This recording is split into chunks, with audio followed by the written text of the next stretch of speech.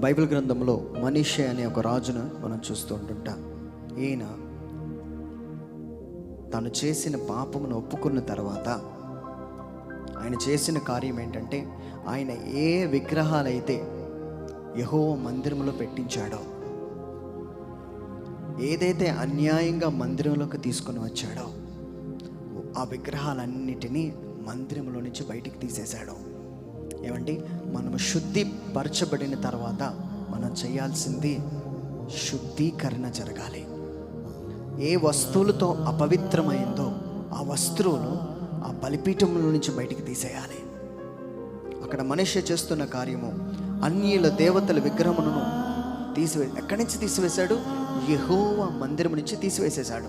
ఎప్పుడు జరిగింది ఈ విషయము? ఎప్పుడైతే పశ్చాత్తాపడ్డాడో ఆ పశ్చాత్తాపడిన తర్వాత యెహోవా మందిరం నుంచి అన్ని దేవతల విగ్రహాలు తీసేశాడు.